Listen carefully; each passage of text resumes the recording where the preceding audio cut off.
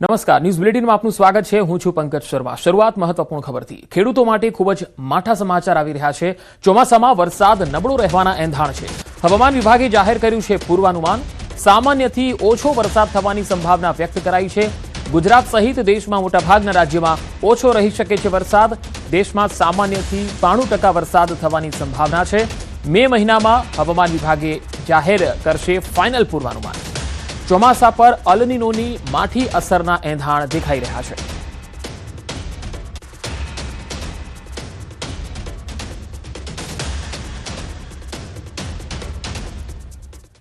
આગામી 24 કલાક હીટવેવની આગાહી છે। 24 કલાક કચ્છમાં ગરમીનું યલો એલર્ટ આપવામાં આવ્યું છે। રાજ્યમાં ગરમીને લઈને હવામાન વિભાગે મોટી આગાહી કરી। અનેક ભાગોમાં 41 ડિગ્રી આસપાસ તાપમાન રહેશે, તો રાજકોટમાં સૌથી વધુ 41.7 ડિગ્રી તાપમાન। દરિયાકાંઠાના વિસ્તારમાં ગરમ અને ભેજવાળા પવન ફૂંકાશે। ગરમ અને ભેજવાળા પવનના કારણે અકળામણ અનુભવાશે। हमारा सौराष्ट्र कच्छ रीजन में तापमान अधिकतम जो तापमान है 40 डिग्री सेंटीग्रेड या उससे ज़्यादा होने का संभावना रहेगा। और जो हमारा तटीय क्षेत्र है इसमें जो अधिकतम तापमान और जो आर्द्रता सामान्य से ऊपर होने के कारण हॉट एंड ह्यूमिड कंडीशन रहने का संभावना रहेगा। कच्छ में हम आज येलो वार्निंग के साथ हीट वेव का वार्निंग दिया गया है। इक्का दुक्का स्थानों में हीट वेव का स्थिति होने का संभावना रहेगी। ધંધુકા ફેદરા રોડ પર હરિપુરા પાટિયા પાસે અકસ્માત થયો। લક્ઝરી કાર અને બાઇક વચ્ચે ભીષણ અકસ્માત થયો। કાર ચાલકે બાઇક સવારને રોડ પર જ ઉછાળ્યો। અકસ્માતમાં બાઇક ચાલકનું ઘટના સ્થળે મૃત્યુ થયું છે। કારમાં સવાર પતિ પત્ની સાળંગપુરથી સુરત જઈ રહ્યા હતા। પોલીસે અકસ્માતને પગલે વધુ તપાસ હાથ ધરી છે। લક્ઝરીયસ કાર અને બાઇક વચ્ચેનો અકસ્માતની આ તસવીરો સામે આવી રહી છે। કાર ચાલકે બાઇક સવારને રોડ પર ઉછાળ્યો। ઘટનામાં બાઇક ચાલકનું સ્થળ પર જ મૃત્યુ થઈ ગયું હતું। આ સમગ્ર મામલે પોલીસની ટીમ અહીંયા પહોંચી હતી। પતિ પત્ની સાળંગપુર જઈ રહ્યા હતા। હરિપુરા પાટિયા પાસે અકસ્માત થયો હતો। હાલ આગળની તપાસ ચાલુ છે। મહીસાગર વીરપુરના ચોરસા ગામે ટ્રેક્ટર સવાર શ્રમિક પરિવાર સાથે દુર્ઘટના થઈ। વિજાપુરથી વીરપુરના ચોરસા નજીક આવ્યો હતો પરિવાર। ખેતરમાં કામ માટે આવેલા પરિવારના 13 સભ્યોનો અકસ્માત થયો। ચાલકે સ્ટીયરિંગ પરથી કાબુ ગુમાવતા ટ્રેક્ટર પલટી ખાઈ ગયું। ટ્રેક્ટરમાં સવાર શ્રમિકોમાંથી 9ને ગંભીર ઈજાઓ પહોંચી। ગંભીર ઈજાગ્રસ્તોમાં એક બાળક અને એક મહિલાનો સમાવેશ થાય છે। ઈજાગ્રસ્તોને વીરપુરની રેફરલ હોસ્પિટલમાં સારવાર માટે ખસેડાયા છે। વધુ ગંભીર હાલતમાં મહિલાને લુણાવાડા સિવિલ હોસ્પિટલ ખસેડાઈ છે। શ્રમિક પરિવારના અન્ય વ્યક્તિઓને નાની મોટી ઈજાઓ પહોંચી છે। સ્થાનિક સ્વરાજ્યની ચૂંટણીને પગલે કોળી સમુદાયના બંધારણની ચર્ચાઓ તેજ થઈ છે। બગોદરામાં સમસ્ત કોળી ઠાકોર સમાજનું મહાસંમેલન મળ્યું। ઠાકોર કોળી સમુદાયના શૈક્ષણિક ચિંતન શિબિર યોજાઈ। કુરિવાજો ત્યાગી શૈક્ષણિક પ્રગતિ અને સાદગીપૂર્ણ લગ્નો માટે સંકલ્પ લેવાયા। ભાજપ અને કોંગ્રેસના નેતાઓ સમાજના હિત માટે એક મંચ પર જોવા મળ્યા। મંત્રી પુરુષોત્તમ સોલંકી, કેબિનેટ મંત્રી કુંવરજી બાવળિયા ઉપસ્થિત રહ્યા। અખિલ ભારતીય કોળી સમાજ ભારત પ્રદેશ અધ્યક્ષ CK પીઠાવાલા હાજર રહ્યા, તો ધારાસભ્ય હીરા સોલંકી સહિતના અગ્રણીઓ પણ ઉપસ્થિત રહ્યા। નેતાઓએ એક સુરે સમાજની એકતા અને ઉત્થાન પર ભાર મૂક્યો। કોળી સમુદાયના નવા સામાજિક બંધારણ બનાવવા પર ચર્ચા થઈ। ગુજરાત યુનિવર્સિટીમાં છેલ્લા 3 વર્ષમાં થયેલા કથિત કરોડોના ભ્રષ્ટાચાર મામલે ABVP દ્વારા ઉગ્ર વિરોધ પ્રદર્શન કરાયું। 2 દિવસ અગાઉ મળેલી સિન્ડિકેટ બેઠકમાં યુનિવર્સિટી બાંધકામ કમિટીની કામગીરી પર ગંભીર પ્રશ્નો ઉઠાવતા આક્ષેપ કરવામાં આવ્યો હતો। ABVPનું કહેવું છે કે ટેન્ડરની મૂળ રકમ કરતાં 34 કરોડનો વધારાનો ખર્ચ મંજૂર કરવાનો પ્રસ્તાવ રજૂ કરવામાં આવ્યો છે। બાંધકામનું કામ પૂરું થયા બાદ આટલી મોટી રકમનો વધારાનો ખર્ચ બતાવવામાં આવતા સિન્ડિકેટ સભ્યોએ હોબાળો કરી બિલ નામંજૂર કર્યું। આ સમગ્ર મામલો હવે તપાસ માટે રાજ્ય સરકાર સુધી પહોંચ્યો છે, જેમાં કુલપતિ અને રજિસ્ટ્રાર પાસે ખુલાસો માંગવામાં આવ્યો। જો કે રજિસ્ટ્રારે તમામ પ્રક્રિયા ધારાધોરણ મુજબ થઈ હોવાનો દાવો કરીને વધુ તપાસની ખાતરી આપી છે। દરેક કંપનીઓ જે એક્સ્ટ્રા એક્સેસના નામ પર એક્સ્ટ્રા આઇટમના નામ પર પૈસા વિદ્યાર્થીઓને સામાન્ય વિદ્યાર્થીઓને પૈસા પડાયા છે।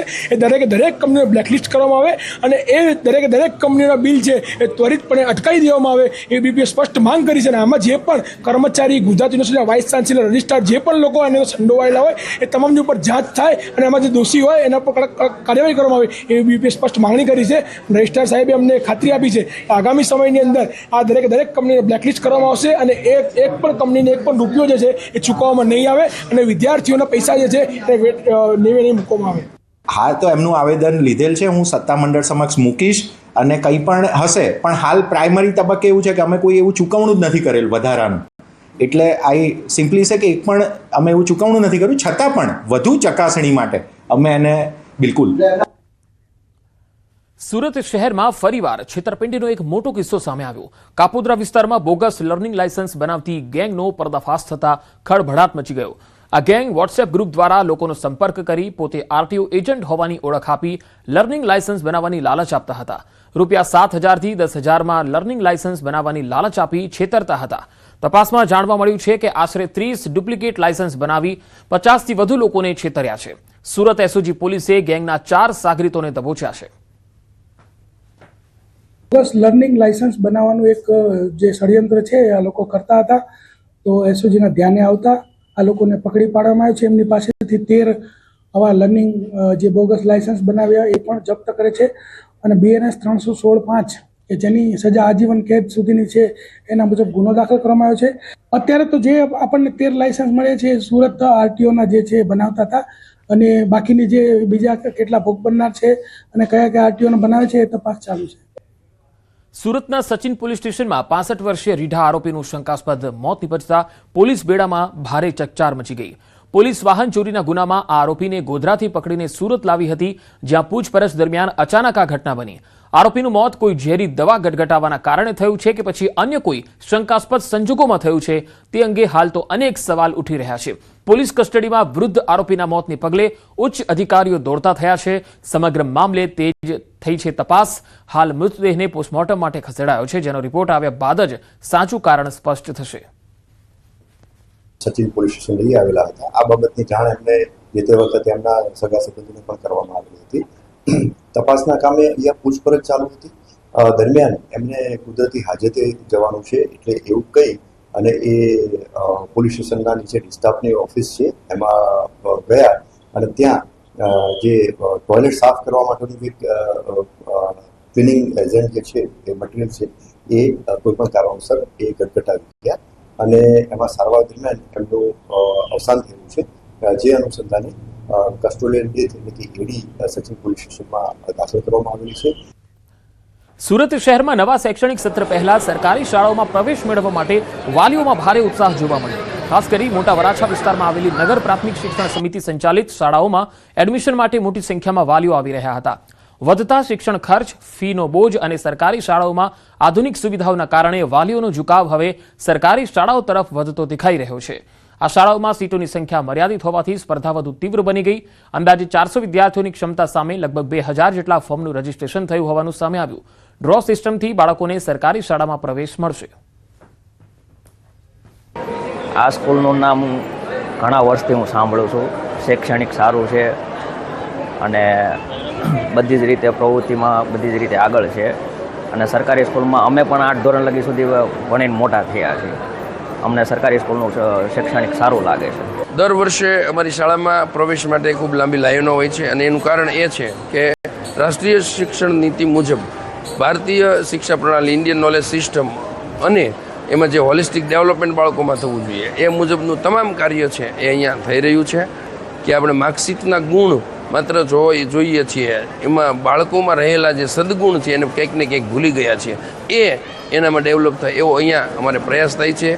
અમે નોર્મલ માણસ છે એટલે અમે એટલી બધી ફી નથી ભરી શકતા. અમે અમારા એક રિલેટિવ છે, એના બંને છોકરીઓ અહીંયા ભણે છે અને શાળા બહુ સારી છે. અને હવે વાત સ્વરાજના સંગ્રામની.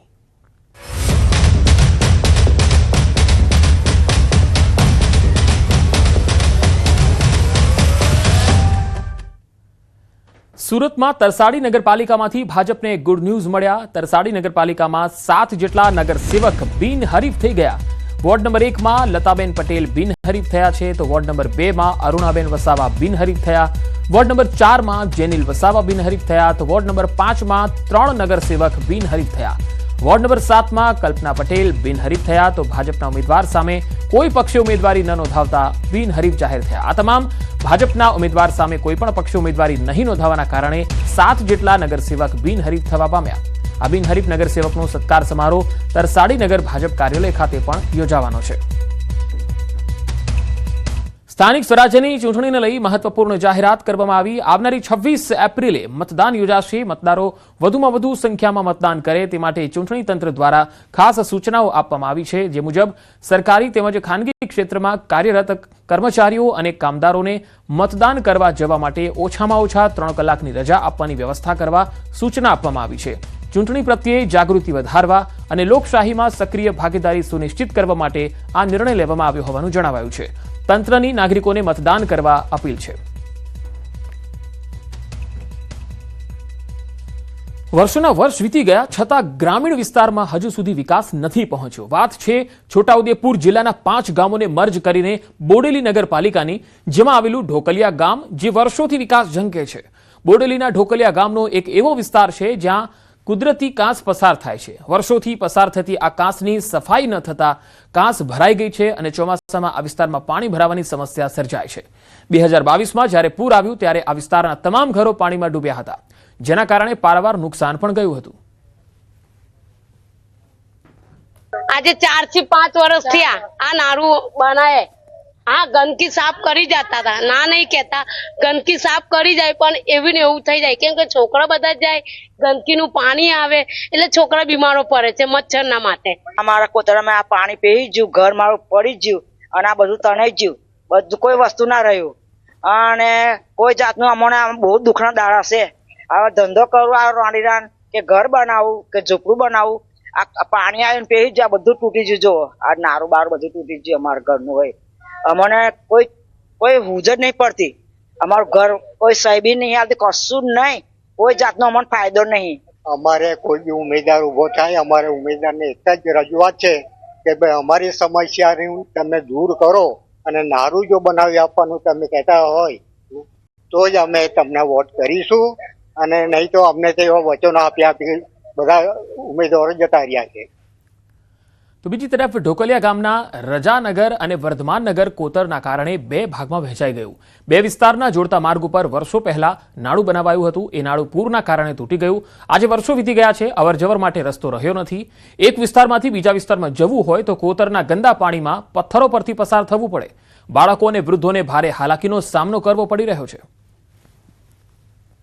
તકલીફ પરિસ્થિતિ એ જ છે કે આ નાળું તૂટી ગયેલું છે તો અમારે પાણી ભરાઈ જાય છે, આવવા જવામાં તકલીફ થાય છે. પાણી આવે ત્યારે અમારે બધું નાખીને નાહવું પડે છે, અંગના કપડા પર નાહવું પડે છે. એવું પાણી ભરાઈ જાય છે, બધી ગંદકી થઈ જાય છે. આ રસ્તો ખરાબ થઈ ગયો છે, પાણી ખરાબ આવી જાય છે, આવવા જવાને અમારે તકલીફ થાય છે. આ લોકો એમની યથાશક્તિ પ્રમાણે પંચાયતના ધારાધોરણ પ્રમાણે મકાન વેરા, નળ વેરા, લાઇટ બિલ એવા અન્ય વેરા ભરી રહ્યા છે. નથી ભરતા એમ નથી, ગરીબ છે, કમાઈને ખાય છે, પણ પંચાયતના વેરા નિયમિતપણે ભરે છે. તો શું અમને આ સહાય, અમને મદદ ના મળવી જોઈએ? જ્યારે ઇલેક્શન આવે છે ત્યારે બધા નેતા, દરેક પક્ષના નેતાઓ આવે છે, અમને વોટ આપો, અમને આપો, પેલો કે અમને આપો. નેતાઓને બધાને વોટ તો અમે ખોબે આપ્યા છે, પણ અમારા વિસ્તારનું કામ થયું નથી. હવે નગરપાલિકા વિસ્તારને મળી છે ત્યારે લોકોએ મન બનાવ્યું છે કે જે ઉમેદવાર તેમની સમસ્યાનું નિવારણ લાવશે તેમને જ જીતાડીશું. ચૂંટણી જેમ જેમ નજીક આવી રહી છે તેમ તેમ વિરોધના વંટોળ પણ ઉભા થઈ રહ્યા છે. પંચમહાલ ગોધરાના ભૂરાભાવ વિસ્તારમાં આવેલી સોસાયટીમાં સુવિધાઓ નહીં તો વોટ નહીં એવા બેનરો લાગ્યા. જૈન સમ્રાટ સોસાયટીના રહીશોએ વારંવાર રજૂઆત બાદ પણ પાલિકા તંત્ર દ્વારા પાયાની મૂળભૂત સુવિધાઓ નહીં મળતા રહીશો રોષે ભરાયા છે. પાણીની સમસ્યા અંગે વારંવાર રજૂઆત કરી છતાં પાલિકા તંત્રએ કોઈ જ દરકાર લીધી નહીં એવું સ્થાનિકો કહે છે. પાણી, સફાઈ, સ્ટ્રીટ લાઇટની સુવિધાઓ ન મળતા ચૂંટણીમાં મતદાન બહિષ્કારની ચીમકી આપી. મતદાન બહિષ્કાર નિર્ણય અંગે કલેક્ટર અને શહેર મામલતદારને પણ લેખિતમાં જાણ કરી છે.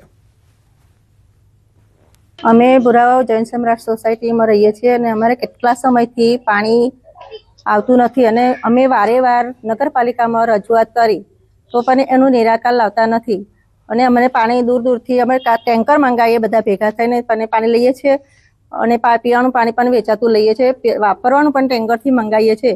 વારંવાર રજૂઆત નગરપાલિકા ખાતે કરવામાં આવી છતાં પણ એનો આજ દિન સુધી નિકાલ નથી આવતો. લાઇટની સમસ્યા રહે, રોડ રસ્તા બિલકુલ ખરાબ છે, એનું કોઈ ધ્યાન આપતું નથી નગરપાલિકા ગોધરા. અને ઇલેક્શન આવે ત્યારે ખાલી કામ કરતા થઈ જાય છે કાઉન્સિલરો, બાકી તો દેખાતા પણ નથી કે અમારા ફોને નથી ઉચકતા. ફોન ઉચકે તો અહીં આ બાજુ દેખાતા પણ નથી કે આવતા નથી, ખાલી વાયદાઓ કરે છે જેનું કોઈ નક્કર નિરાકરણ નથી આપતા. જેથી અમે સોસાયટીના રહીશોએ ભેગા થઈ અને આ સુવિધા નહીં તો મત નહીં અમે નિર્ણય લીધો છે કે વોટ નહીં આપવો. સુરતમાં ભાજપની મહિલા કાર્યકર્તા ડોક્ટર સ્વાતિ સોસાએ ભાજપ પર પીએચડી કરી મોટી સિદ્ધિ હાંસલ કરી. આ સિદ્ધિ માત્ર વ્યક્તિગત નથી પરંતુ સમગ્ર સંગઠન માટે ગર્વની વાત બની છે. સ્વાતિ સોસા જે પૂર્વ નગર સેવક તરીકે પણ સેવા આપી ચૂક્યા છે અને હાલ વોર્ડ નંબર 13માં સક્રિય કાર્યકર્તા તરીકે કામ કરે છે. તેમણે લાંબા સમયથી પાર્ટી પ્રત્યેની પોતાની પ્રતિબદ્ધતા જાળવી રાખી છે. આ સિદ્ધિ ભાજપ સંગઠન માટે ગૌરવની વાત છે. સ્વાતિબેન, પીએચડી કર્યું છે ભારતીય જનતા પાર્ટી પર. આ વિચાર ક્યાંથી આવ્યો, કેવી રીતે કર્યું, કેટલો સમય લાગ્યો? મને 4 વર્ષ અને 2 મહિનાનો સમય લાગ્યો મારી પીએચડીની ડિગ્રીને પૂરું કરતાં. નોટિફિકેશન મારું 4 વર્ષ ને 2 દિવસ પછી આવ્યું અને વિચાર એટલા માટે આવ્યો કે હું પોતે પાર્ટી સાથે જોડાયેલી છું, તો અન્ય પાર્ટીઓ કરતાં મારી પાર્ટી અલગ કેવી રીતે છે, તો મને પોતે સ્વાભાવિક એનો પર સંશોધન કરવાનો વિચાર આવ્યો એટલે મેં આ સબ્જેક્ટ લીધો. કેટલી મહેનત લાગી છે, ક્યાંથી મટીરિયલ ભેગું કર્યું છે અને હવે આ બુકને ક્યાં મૂકવાના? મહેનતમાં તો ખૂબ જ મહેનત લાગી છે, કારણ કે બધી જુદી જુદી જગ્યા પર જઈને તેની માહિતી કલેક્ટ કરવાની, તેને વેરીફાઈ કરવાનું હોય અને 4 વર્ષ 2 મહિના 2 દિવસનો સમય ખૂબ જ મોટો સમય હોય. અને મને દિલ્હી લાઇબ્રેરી છે અમારી હેડ, ત્યાંથી અમારા આચાર્યજીનો ફોન પણ આવ્યો હતો કે તમારી આ થીસીસની એક કોપી મને મોકલાવજો, અમે દિલ્હી લાઇબ્રેરીમાં તમારી આ કોપી મૂકશું. આ બુકમાં શું મહત્વનું છે કે જે કાર્યકર્તાઓને પ્રેરણા આપશે? બુકમાં ભારતીય જનતા પાર્ટીના ઉદય શરૂઆતથી લઈને અત્યારે જે મોદી સાહેબની સરકાર આવી 2014થી લઈને અત્યાર સુધી તેની તમામ જે સિદ્ધિઓ છે તેના વિશે લખેલું છે અને બીજી પાર્ટીઓ કરતાં આપણી પાર્ટી લોકોની સાથે કેવી રીતે જોડાઈ અને 2 સાંસદથી લઈને અત્યારે બહુમતી સુધી કેવી રીતે પહોંચી તેના વિશેની ટોટલ માહિતી છે. અને કેન્દ્ર સરકારની જે યોજનાઓ છે તે લોકો સુધી કેવી રીતે પહોંચી છે, લોકોને એનો લાભ કેવી રીતે મળ્યો છે અને પાયાના લોકો એટલે કાર્યકર્તાઓ દ્વારા સ્થાનિક લોકોનો સંપર્ક કરીને બહુમતી મેળવવા માટેનો પ્રયાસ કરવામાં આવ્યો છે. ભાજપ પ્રદેશ પ્રમુખ જગદીશ વિશ્વકર્મા જૂનાગઢ જિલ્લાના પ્રવાસે છે. કેશોદના અગતરાય ખાતે કાર્યક્રમ બાદ મેંદરડા પહોંચ્યા. મેંદરડા તાલુકાના સમઢિયાળા ખાતે ભાજપની વિકાસ સંકલ્પ સભા કાર્યકર્તા સંમેલનમાં તેઓ પહોંચ્યા. ભાજપ પ્રદેશ પ્રમુખ જગદીશ વિશ્વકર્મા સ્થાનિક સ્વરાજ્યની ચૂંટણીને લઈ જિલ્લા અને તાલુકા પંચાયતની ચૂંટણી માટે સભા પણ યોજી. જગદીશ વિશ્વકર્માએ નામ લીધા વિના આમ આદમી પાર્ટી અને કોંગ્રેસ પર પ્રહાર કર્યા. આપ અને કોંગ્રેસને ગુજરાતમાં ઉમેદવારો ન મળતા હોવાનો કટાક્ષ પણ કર્યા. તેમણે કહ્યું કોંગ્રેસે સદાય સનાતન ધર્મનો વિરોધ કર્યો. મલ્લિકાર્જુન ખડગેએ જે નિવેદન આપ્યું તેનો જવાબ ગુજરાતની જનતા આપશે.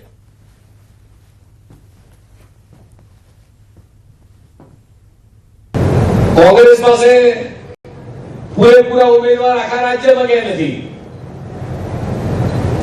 બીજા પેલા ફરે છે, પાછા બીજા કોણ ફરે છે તમારા જિલ્લામાં? એની પાસે પૂરતો ઉમેદવાર નથી.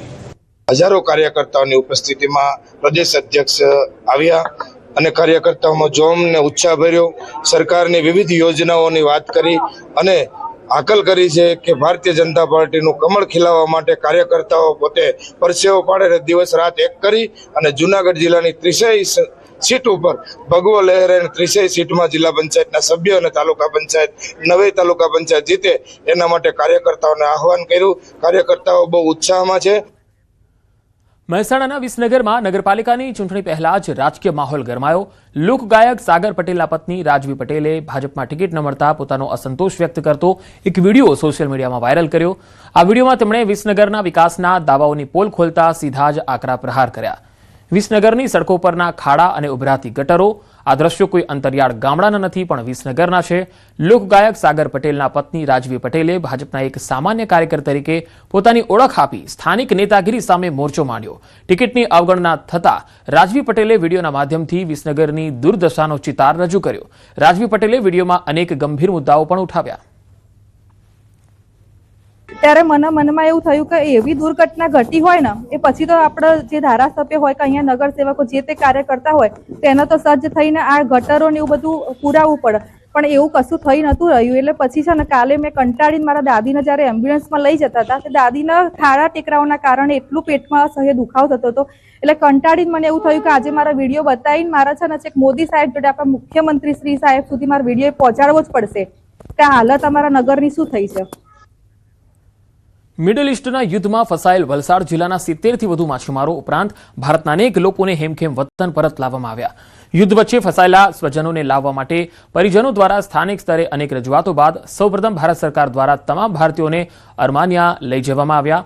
ત્યાં એક અઠવાડિયા સુધી સરકાર દ્વારા તમામને હોટલમાં રહેવા જમવાની વ્યવસ્થા કરાઈ અને ત્યારબાદ ત્યાંથી એરલિફ્ટ કરવાનો મોકો મળતા જ સ્પેશિયલ ફ્લાઇટ દ્વારા 350થી વધુ ભારતીયોને ચેન્નઈ લવાયા. બાદમાં વલસાડના માછીમારો સ્પેશિયલ બસ મારફતે વલસાડ પહોંચ્યા, જ્યાં વહીવટી તંત્રના અધિકારીઓએ તેમનું સ્વાગત કર્યું. પરત ફરેલા માછીમારોએ પોતાની વ્યથા ઠાલવી અને સરકારનો આભાર વ્યક્ત કર્યો. માછીમારો ઉપરાંત અન્ય ભારતીયો મળી 350થી વધુ લોકોને વતન પરત લાવવામાં આવ્યા. આપણા સાંસદ અને કેન્દ્રીય મંત્રી CR પાટીલ સાહેબ, આપણા સાંસદ અને દંડક ધવલભાઈ અને ઉમરગામ અને વલસાડના ધારાસભ્ય ભરતભાઈ અને રમણભાઈના અથાગ પ્રયત્નોથી અને એ દરેક કુટુંબીજનો સાથે એમનો તાલમેલ અને એમની જે સતત વાતચીત હતી અને એના હિસાબે આજે આ બધા લોકો સ્વસ્થ રીતે પોતાના વતન પાછા ફર્યા છે. ઈરાનમાં તો તકલીફ તો એમાં એમ્બેસી અમને 3 ટાઈમ જમવાના આપે, તકલીફ તો કોઈ નહીં પડી. ગવર્મેન્ટ એટલી બધી અમારા માટે એટલી બધી મહેરબાની કરી કે અમને 2 કદમ ચાલવા બી નહીં પડી. એક હોટલમાંથી બીજી હોટલમાં શિફ્ટ થાય તો લક્ઝરી તૈયાર, અને હોટલમાં બી એવી સુવિધા હતી કે એક રૂમમાં શિફ્ટ 3 માણા 3 બેડ.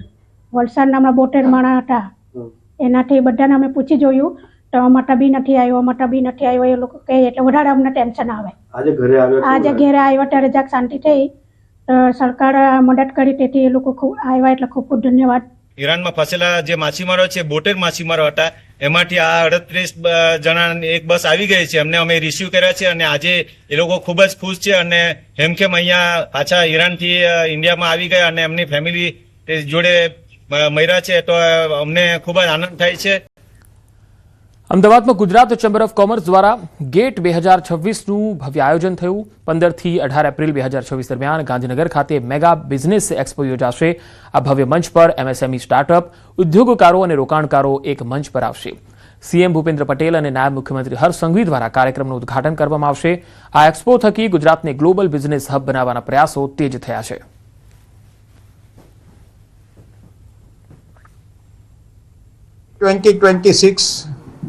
ગાંધીનગરમાં હેલીપેડમાં યોજાશે. તારીખ 16, 17 અને 18 એપ્રિલ. આ ગેટની બીજી આવૃત્તિ છે. ગઈ વખતે અમારી સર્વપ્રથમવાર ગેટ જે અમે ઇવેન્ટ લોન્ચ કરી અને જે ઇવેન્ટનો અમારો બેઝ હતો, જે માનનીય વડાપ્રધાન શ્રી નરેન્દ્રભાઈ મોદી સાહેબનું વિઝન છે કે વિકસિત ભારત 2047 સુધી, અને ગુજરાત આમાં કઈ રીતે પોતાનું યોગદાન આપી શકે અને ગુજરાત આમાં કઈ રીતે એનો ભાગ ભજવી શકે. ખેડા જિલ્લા પંચાયતની મહીજ બેઠક પર ભાજપના ઉમેદવાર બિનહરીફ બનતા પક્ષમાં ઉત્સાહનો માહોલ છે. કોંગ્રેસના ઉમેદવાર ઉમેદવારી પરત ખેંચાયા બાદ ભાજપમાં જોડાયા. કોંગ્રેસના રમણભાઈ તડવીએ ઉમેદવારી પરત ખેંચી, જે બાદ નડિયાદ કમલમ ખાતે કેસરીઓ ધારણ કર્યો. મહત્વની વાત એ છે કે ખેડા જિલ્લા પંચાયતમાં ચૂંટણી પંચના રોસ્ટર પ્રમાણે શિડ્યુલ ટ્રાઇબલ બેઠક પ્રમુખ માટે ફેલાયેલ છે. તો કોંગ્રેસના ઉમેદવારે ફોર્મ પરત ખેંચતા જીત થઈ ગઈ. રમણ તડવીએ ઉમેદવારી પરત ખેંચી લીધી અને કેસરિયા કરી લીધા, અને તેના કારણે આ બેઠક બિનહરીફ થઈ ગઈ. જિલ્લા પંચાયતની મહીજ બેઠક પર ભગવો લહેરાયો છે. કોંગ્રેસના ઉમેદવારે ફોર્મ પરત ખેંચી લીધું.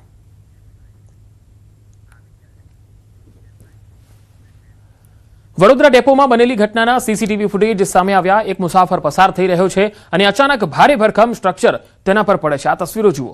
આ સ્ટ્રક્ચર પડતા મુસાફરનું ઘટના સ્થળે જ મોત થઈ ગયું. વડોદરા ડેપોમાં ભારે ભરખમ સ્ટ્રક્ચર તૂટી પડવાનો આ મામલો 2 દિવસ પૂર્વે બનેલી આ ઘટનામાં એક વ્યક્તિનું મૃત્યુ થયું છે. તો 2 દિવસ પહેલા વડોદરા ડેપોમાં એક ભારે ભરખમ સ્ટ્રક્ચર પડે છે, ત્યારે કેવી સ્થિતિ જોવા મળે છે એ 2 દિવસ પહેલાની આ ઘટનાના CCTVમાં આખી ઘટના કેદ થઈ છે, તેમાં જોઈ શકાય છે.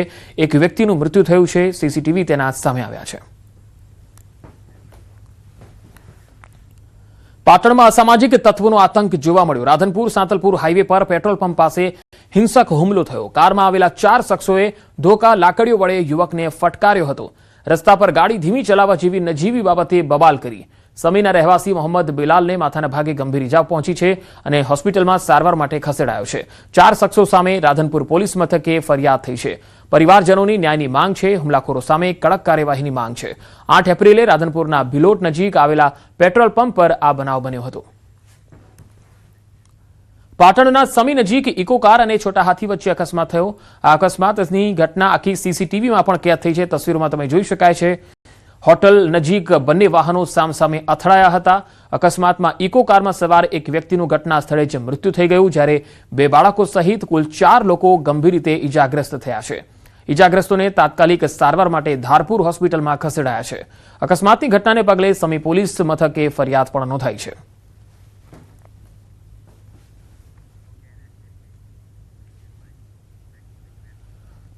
અમદાવાદમાં પોપ્યુલર બિલ્ડર દશરથ પટેલની ધરપકડ થઈ. દશરથ પટેલ 4 દિવસના પોલીસ રિમાન્ડ પર છે. અમદાવાદ ગ્રામ્ય પોલીસે નાથદ્વારાથી ધરપકડ કરી લીધી છે. બોપલમાં નોંધાયેલા ગુના મામલે ધરપકડ કરાઈ છે. ગોધાવીની જમીનમાં વારસાઈમાં ચેડા કરવાનો આરોપ છે. વારસાઈમાં ચેડા કરીને જમીન પોતાના નામે કરાવી આગોતરા જામીન રદ થતા તેની ધરપકડ કરાઈ. આરોપી સામે કુલ 7 ગુના દાખલ થયા છે. આરોપી દશરથ ભોલીદાસ પટેલને નાથદ્વારાથી પકડીને લાવ્યા હતા और અત્યારે કોર્ટમાં રજૂ કરતા 4 દિવસની રિમાન્ડ મળી છે 16 તારીખ સુધીની. આ જે ગુનો હતો, આ ગુનો બોપલ પોલીસ સ્ટેશનનો હતો અને એમાં ગોદાવી ગામની એક જમીન હતી. આ જમીન એમને સાણંદ સ્ટેટ તરફથી જે ફરિયાદી છે, ફરિયાદીને દાદાને મળી હતી.